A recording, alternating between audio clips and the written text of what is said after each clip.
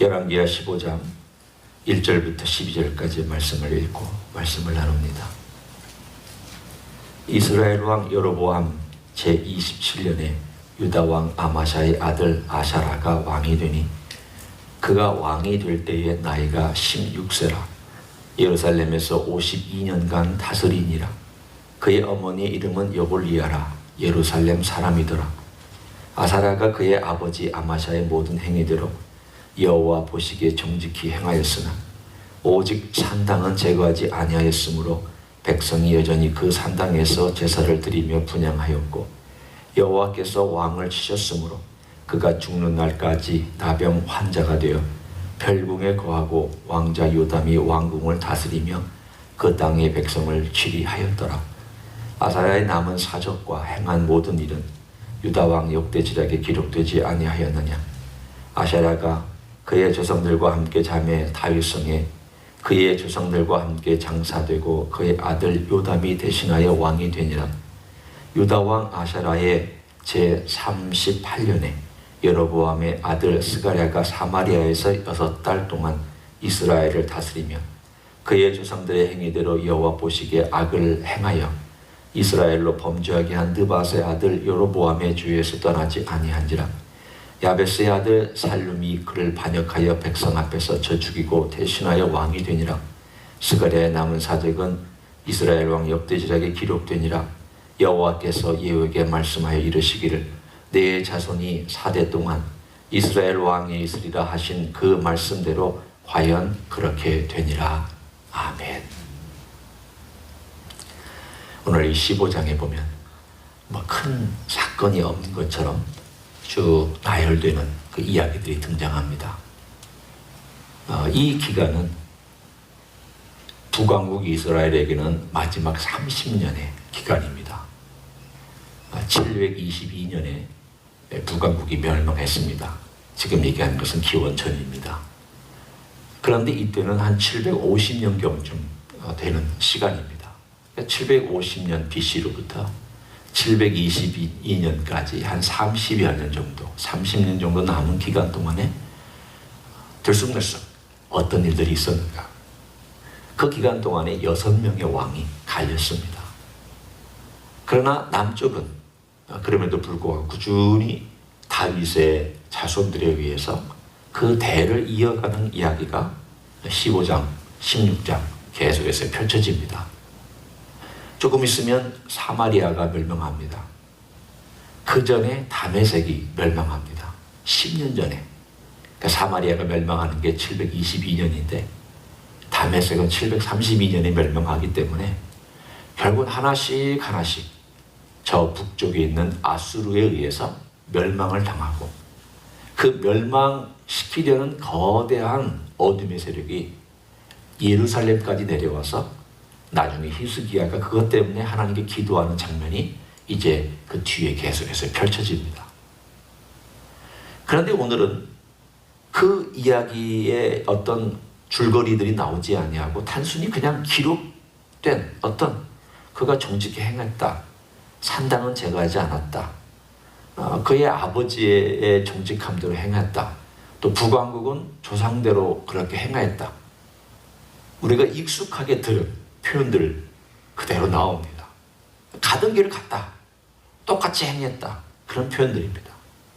그런데 거기에 하나 유독 특이한 이야기가 등장합니다. 암시만 하고 있는 내용입니다. 5절에 한번 보십시오.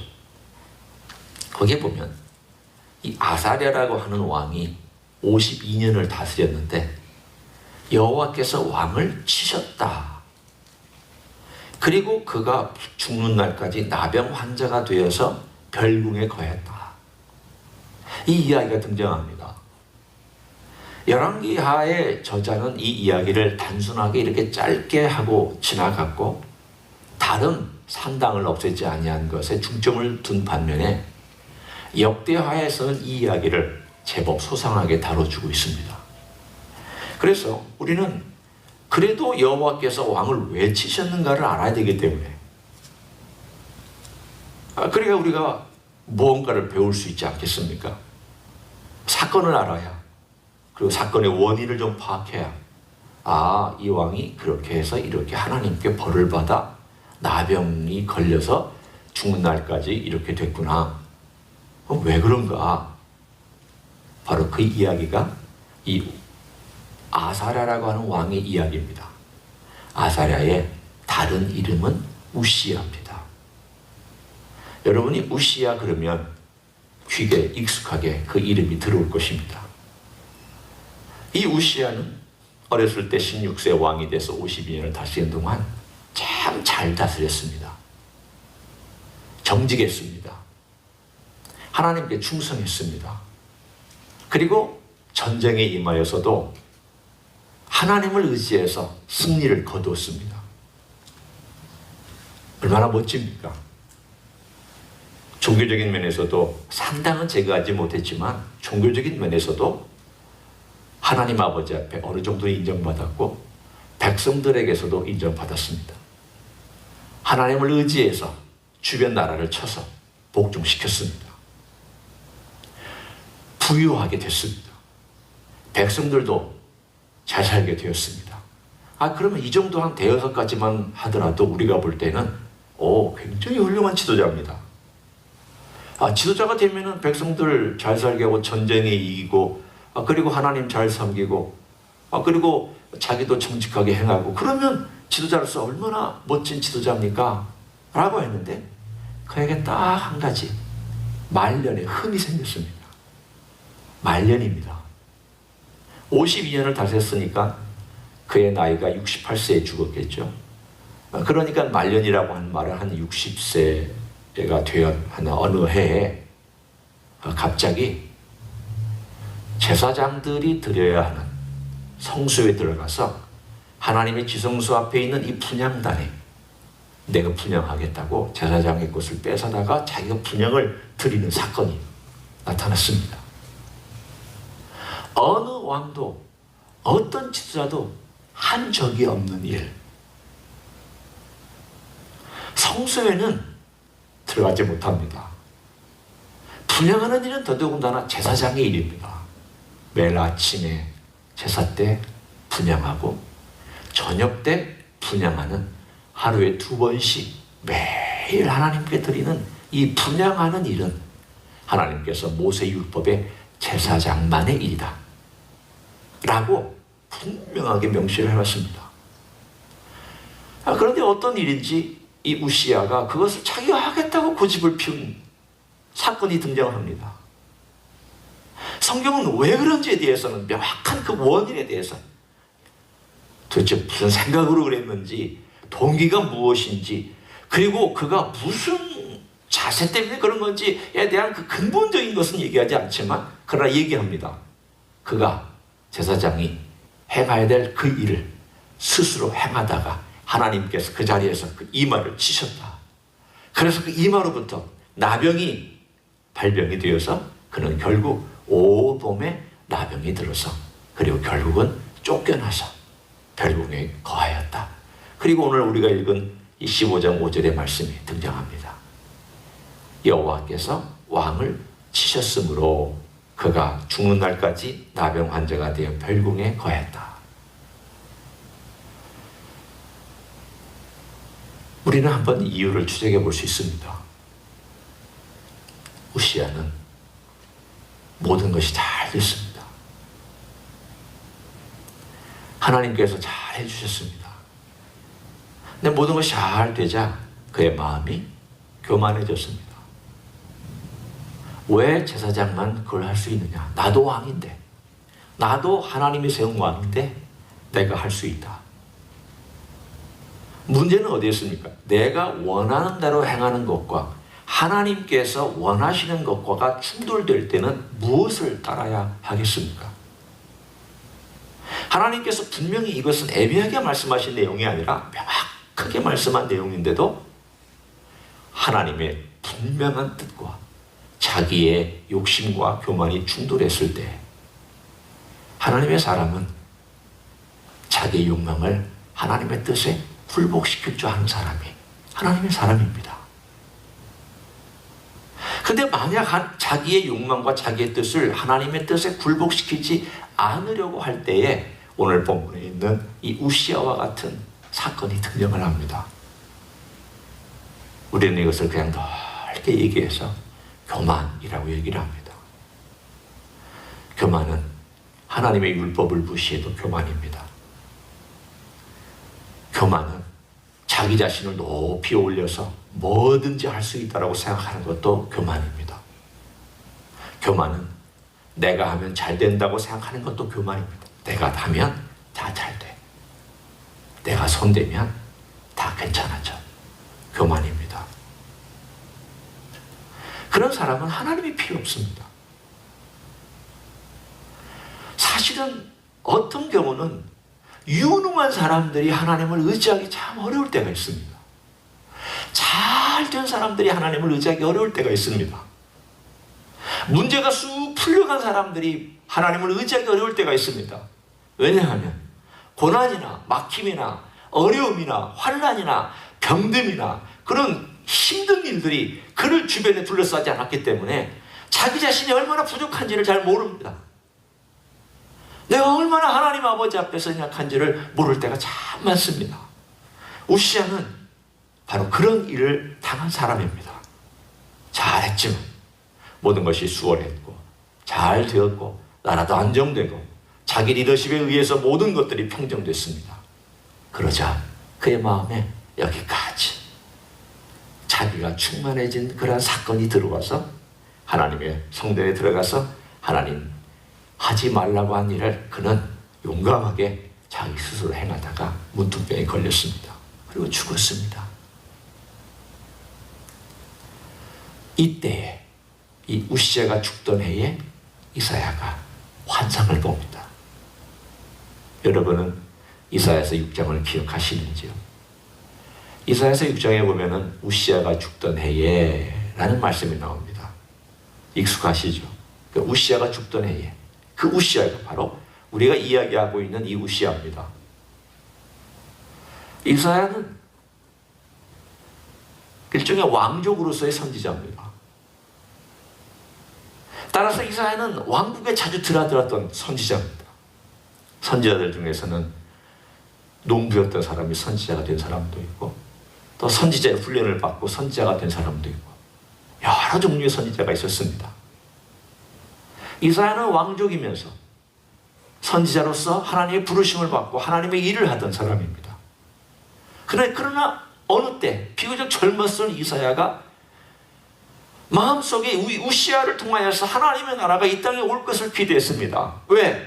그는 정직했고 그는 계획을 했고 그는 전쟁을 이겼고 그는 나라의 안정을 가져왔고 그는 많은 면에서 하나님께서 이 유다 왕국에 복을 주시려고 하나보다 기대를 많이 하고 선지자들의 한 메시지를 듣고 그 일을 따라가는 왕에 대하여 소망을 가졌습니다.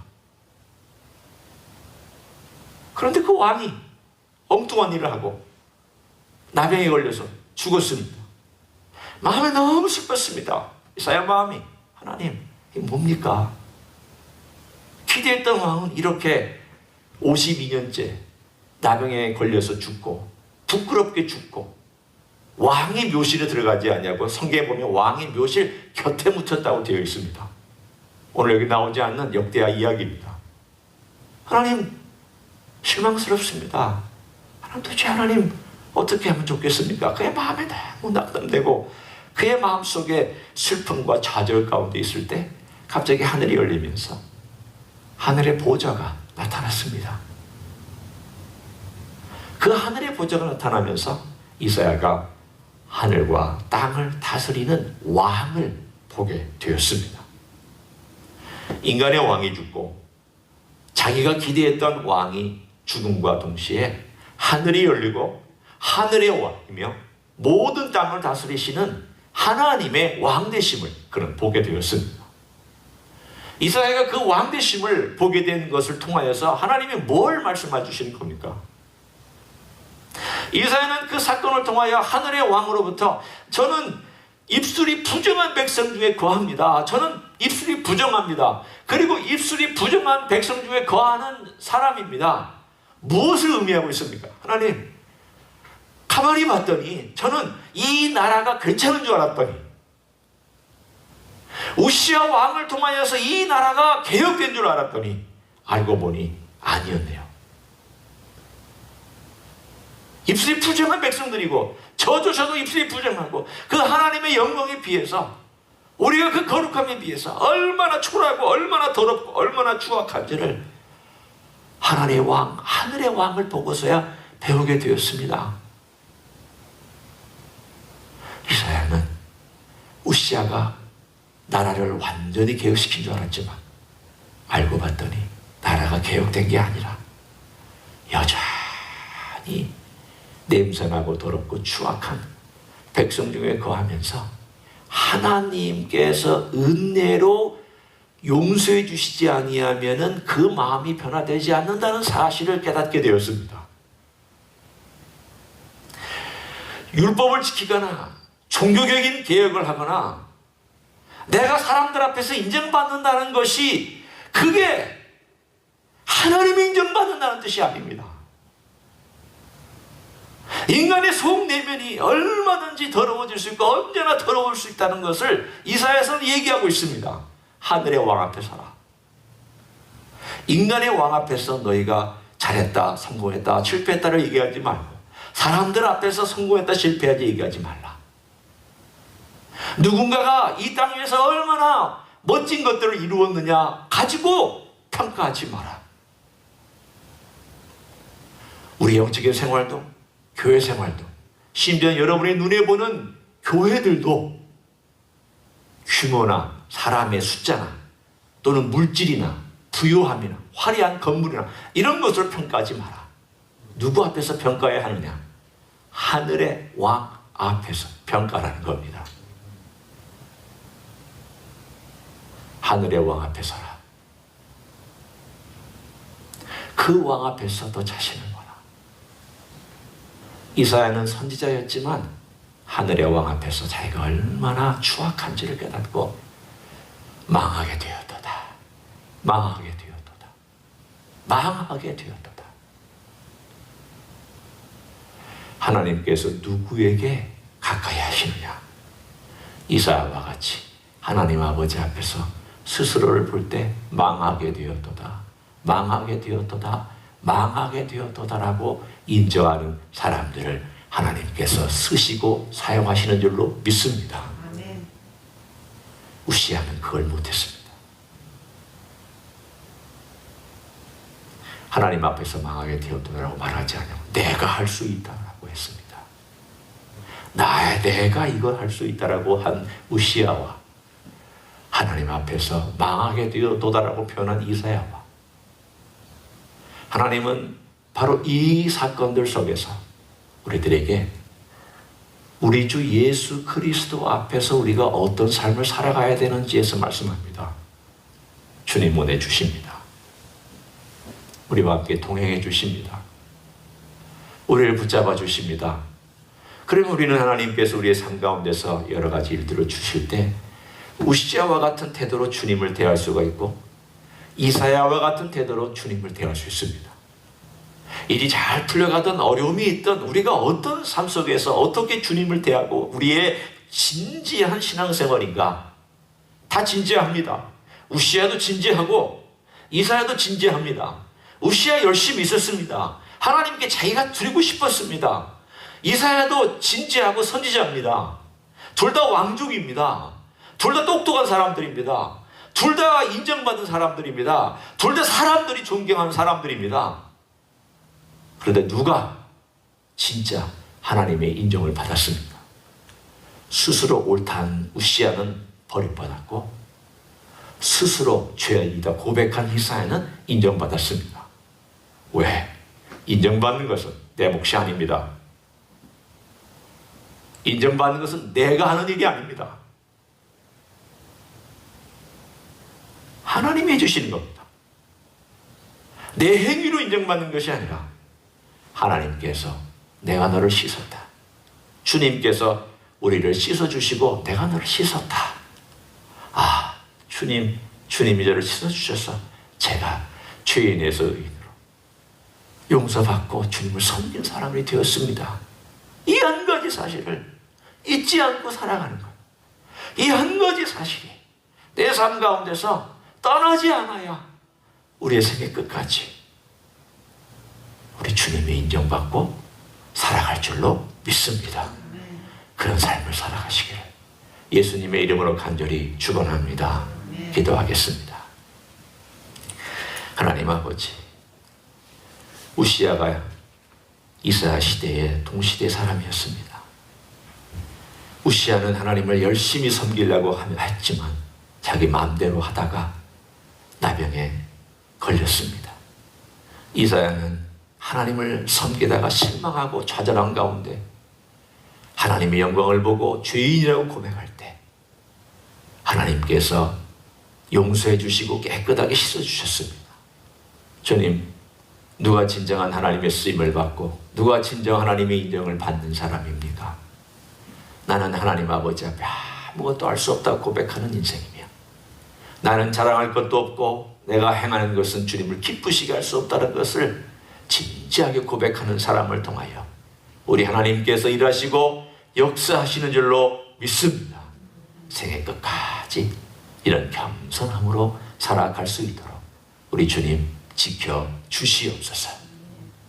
이제는 우리 구주 예수 그리스도의 은혜와 하나님 아버지의 극진하신 사랑과 성령 하나님 교통하심의 역사가 생애 끝날까지 우리 예수님이 내 왕이시며 늘 예수님 앞에서 부족하고 연약하고 누추하지만 질그릇 같지만 주님 보배 담고 주님 생명 담고 살아가는 인생임을 늘 고백하고 그렇게 생애 끝날까지 살아가기를 소원하는 이 자리에 참여한 종들 위에와 또 가정에서 예배드리는 종들 위에와 주임진 히스교회 위에와 이민교회들과 한국교회들과 선교사님들 위해 이제부터 영원히 함께 하실지어다.